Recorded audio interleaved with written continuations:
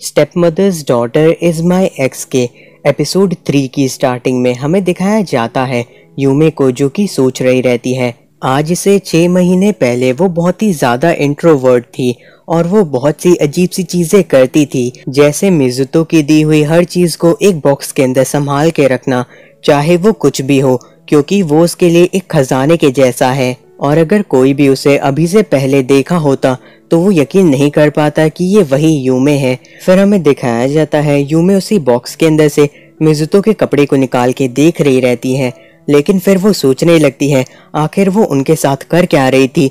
वो फिर से पहले वाली हरकतें करने लगी है, एक लूजर के जैसी। लेकिन यूमे को तो लग रहा था कि वो अब इंट्रोवर्ट नहीं है, लेकिन फिर वो सोचती है अगर इन सभी चीजों के बारे में मिजुतो को पता चल जाएगा तो फिर यूमे को उसकी छोटी बहन बनना होगा, और साथ ही साथ इस चीज को लेकर के मिजुतो उसे चिढ़ाएगा भी और साथ ही साथ उसे काफी ज्यादा परेशान करेगा। यूमे को उसे ओनी चान यानी बड़ा भाई भी बुलाना पड़ेगा।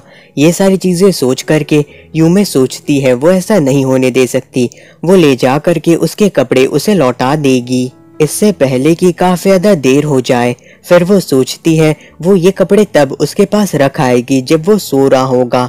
वैसे भी काफी ज्यादा ही रात होने वाली है, वो तब तक इंतजार करेगी जब तक मिजुतो सोता नहीं है।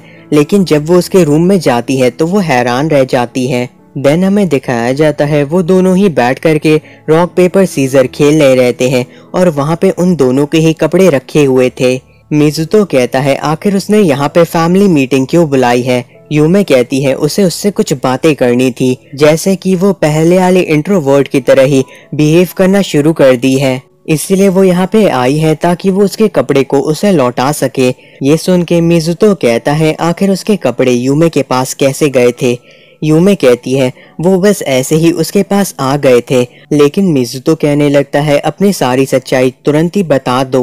यूमे कहती है असल में वो लोग जब पहले डेट कर रहे थे तो वो उससे मिलने वाली सारी चीजों को अपने पास संभाल के रख लेती थी। ये बात सुन करके मिजुतो के कान लाल हो जाते हैं। ये देख करके पहले तो यूमे हैरान होती है कि वो ब्लश क्यों कर रहा है, लेकिन फिर वो पूछती है कि आखिर मिजुतो के पास यूमे के कपड़े कैसे थे। ये सुनकर के मिजुतो कहता है ये एक लंबी कहानी है, लेकिन यूमे कहती है वो उसे बताए। मिजुतो फिर बताता है कि असल में वो एक बहुत ही अजीब सी सिचुएशन में फंस गया था जिसके ऊपर यकीन करना काफी ज्यादा मुश्किल है, और ये एक एक्सीडेंट था। जिसके बाद हमें पता चलता है कि असल में यूमे के कपड़े वॉशिंग मशीन के बाहर गिर रहे थे, तो मिजुतो उन्हें अंदर डालने लगता है, लेकिन तभी वहाँ पे उसके फादर आ जाते हैं, जिसके कारण मिजुतो को उसे वापस अंदर रखने का मौका नहीं मिला। यूमे भी कहने लगती है उसे भी अब सारी चीजें याद आ रही हैं कि जब वो बाथरूम में थी तो उसे वहाँ पे मिजुतो के कपड़े गिरे हुए दिखाई देते हैं, तो वो उन्हें वापस रखने लगती हैं, लेकिन वहाँ पे मिजुतो की मॉम आ जाती हैं। ये सुन के मिजुतो कहता है उसने तो सारी की सारी मिजुतो वाली चीजों को ही रिपीट किया है। फिर वो कहने लगती है मिजुतो से कि आखिर वो उसके कपड़े को अपने रूम में क्यों ले गया था, तो मिजुतो कहता है उसके पास और कोई चारा नहीं था। इसके अलावा यूमे भी तो उसके कपड़े को अपने रूम के अंदर ले गई थी। तो फिर ये सुनकर के यूमे कहती है लगता है इन सभी चीजों पे बात करके कोई फायदा नहीं होने वाला, तो हम लोग आज से इस बारे में बात नहीं करेंगे। मिजुतो भी कहने लगता है उसके हिसाब से यही अच्छा होगा। यूमे फिर कहती है उसे उनका गेम याद है ना। ये सुनकर के मिजुतो हाँ कहता है, लेकिन फिर वो कहने लगता है वो चाहता है इसके अलावा वो लोग एक डील भी करें, जैसे कि वो लोग घर के अंदर एक दूसरे के भाई बहन की तरह बिहेव करेंगे, लेकिन बाहर जाने के बाद वो दोनों एक दूसरे के मामले में नहीं पड़ेंगे और एक दूसरों के लिए मुश्किलें खड़ी नहीं करेंगे। उसके बाद हमें दिखाया जाता है यूमे को, जो कि वहां से जा रही रहती है, लेकिन तभी वो देखती है मिजुतो को, जो कि एक लड़की के साथ रहता है एक कैफे के अंदर। फिर वो याद करती है मिजुतो ने उससे कहा था एक दूसरे के मामले से दूर रहने के लिए, तो शायद वो ऐसा इसीलिए कहा था क्योंकि वो किसी और को डेट कर रहा है। इसके अलावा इस लड़की के काले बाल और काला चश्मा बिल्कुल पहले वाली यूमे के जैसा ही है। फिर यूमे स्कूल जा करके इन सभी चीजों के बारे में मीनामी को बताती है। मीनामी कहती है वो लड़की जरूर मिडिल स्कूल के अंदर होगी। आगे वो कहने लगती है कि मिजुतो दिखने में तो अच्छा ही है, बस वो थोड़ा कम बोलता है, लेकिन एक शाय लड़की उसे काफी ज्यादा ही पसंद करेगी। मीनामी की बातें सुन करके यूमे सोचने लगती है मिजुतो काफी बुरा है, वो एक मासूम लड़की का फायदा उठा रहा है। जिसके बाद हमें दिखाया जाता है वो अपने घर वापस आती है, लेकिन वहाँ पे एक लड़की के शूज रहते हैं और इन्हें देख करके वो सोचने लगती है, तो वो उस लड़की को घर पे भी ले आया। लेकिन इससे पहले जब यूमे और वो डेट कर रहे थे तो उसने करीब 6 महीने का टाइम लिया था यूमे को घर लाने के लिए, और फिर वो वहाँ पे रखे हुए शूज के फोटो खींच लेती है क्योंकि वो उसी के स्कूल के अंदर के थे। फिर वो कॉल करके कहती है मिजुतो से कि वो कुछ चीजें घर पे ही भूल गई है और वो ये सारी चीजें उस तक पहुंचा दे। मिजुतो कहता है अभी वो इससे इतने अच्छे से बात क्यों कर रही है, तो फिर यूमे कहती है वो बस जो कह रही है वो बस उतना ही कर दे। जिसके बाद मिजुतो कहता है आखिर उसे क्या चाहिए, यूमे कहती है उसे चीज चाहिए। जिसके बाद वो सोचने लगती है अब यहाँ से मिजुतो जा चुका होगा और वो लड़की कमरे के अंदर अकेली होगी, वो जा करके उसे सारी चीजों के लिए वार्न कर देगी। लेकिन तभी मिजुतो दरवाजा खोलता है क्योंकि वो लिविंग रूम के अंदर था और उसे देख करके यूमे काफी ज्यादा ही हैरान होती है। फिर वो जा करके देखती है वहाँ पे रखे हुए लड़की के शूज गायब हो जाते हैं। ये सारी चीजें देख करके यूमे कहने लगती है आखिर उस लड़की के शूज कहाँ गए। मिजुतो कहता है उसे समझ में नहीं आ रहा कि आखिर वो किस चीज के बारे में बात कर रही है। यूमे कहती है उसने यहाँ पे एक लड़की के शूज देखे थे, उसके पास उसकी फोटो भी है प्रूफ के तौर पे। ये सुन के मिजुतो कहता है उसे जा करके अपने रूम को चेक करना चाहिए। वहाँ पे यूमे जाती है लेकिन वहाँ कुछ नहीं रहता। मिजुतो कहता है क्या उसके रूम के अंदर की चीजें इधर उधर थी, ऐसा कुछ था क्या। तो फिर यूमे कहती है आखिर वो ये सारी बातें क्यों कह रहा है, वो उसे सारी चीजें बता दे, साथ ही साथ वो लड़की कौन थी जिसे वो घर तक लेके आ गया था। मिजुतो कहता है वो एक लड़की को यहाँ पे लेके तो आया था और वो अगली बार से ध्यान रखेगा कि वो पकड़ा न जाए, लेकिन अभी वो जा रहा है क्योंकि वो बहुत ही थक गया है। ये बात सुन करके यूमे सोचने लगती है आखिर उसने ऐसा क्या किया कि वो थक गया है। आगे वो मिजुतो से कहने लगती है वो जब तक उसे सारी चीजें नहीं बताता वो उसे जाने नहीं देगी।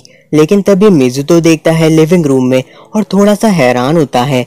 ये चीज देख करके यूमे कहती है क्या वो अपने रूम का रास्ता भी भूल गया है। और फिर हमें यूमे को वापस से दिखाया जाता है जो कि रूम में बैठ के सोच रही थी क्या वो इन सभी चीजों को बहुत ही बड़ा कर रही है। जिसके बाद हमें मिजुतो को भी दिखाया जाता है जो कि थोड़ा परेशान रहता है उन्हीं शूज को ले करके। उसके बाद हमें दिखाया जाता है मिजुतो खड़ा होकर के लाइब्रेरी के अंदर किताब पढ़ रहा था, लेकिन तभी वहाँ पे एक लड़की आके कहने लगती है कि वो मिजुतो से शादी करना चाहती है।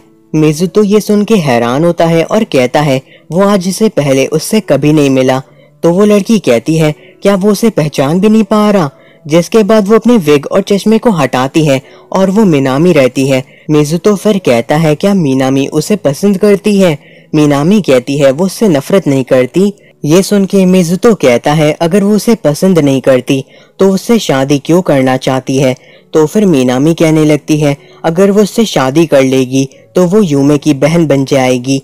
उसके बाद वो बताती है कि उसे लगता था कि यूमे पूरी तरीके से परफेक्ट है, लेकिन यूमे ने उसे सारी चीजें बताई कि वो परफेक्ट नहीं है और मिनामी यूमे को काफी ज्यादा ही पसंद करने लगी है। वो चाहती है कि यूमे उसकी बड़ी बहन बन जाए। जिसके बाद यूमे जब उसकी बड़ी बहन बन जाएगी तो वो 365 दिन पूरे साल उसके साथ रह पाएगी। और इसी चीज को लेकर के मिनामी पूरे टाइम मिजुतो का पीछा करती रहती है। ये सारी चीजें मिजुतो बता रहा रहता है कागुरे को। फिर वो पूछने लगता है मिनामी के बारे में क्योंकि वो थोड़े टाइम से उसके साथ था। ये सुन करके कागुरे कहता है उसे थोड़ी बहुत चीजें याद है, जैसे कि वो किसी चीज के अगर पीछे पड़ जाती है तो उसका पीछा जल्दी नहीं छोड़ती और फिर एक बड़ा सा धमाका होता है। ये सुन करके मिजुतो कहने लगता है धमाके से उसका क्या मतलब है। तो फिर कागुरे कहता है वो उसे एक एग्जाम्पल दे के समझाता है। फिर वो कहता है मिनामी का एक बॉयफ्रेंड था जब वो मिडिल स्कूल के अंदर थी। वो पूरे टाइम ही उसका पीछा करती रहती थी और हमेशा ही उसके साथ रहती थी। उसके बॉयफ्रेंड को शुरू में ये काफी पसंद आया क्योंकि अगर एक क्यूट लड़की आपके साथ पूरे टाइम रहे तो किसे ये पसंद नहीं आएगा। लेकिन उसके 3 महीने के बाद उस लड़के को स्ट्रेस की वजह से हॉस्पिटलाइज करना पड़ा, लेकिन वहाँ पे भी मिनामी ने उसका पीछा नहीं छोड़ा और मिनामी की वजह से ही उस लड़के का स्ट्रेस और भी ज्यादा बढ़ गया। लेकिन मिनामी ने उसका पीछा तब भी नहीं छोड़ा। ये सारी चीजें सुन करके मिजुतो थोड़ा डर जाता है और कहता है तो अब उसे क्या करना चाहिए। वो नहीं चाहता कि मीनामी पूरे टाइम उसका पीछा करती रहे।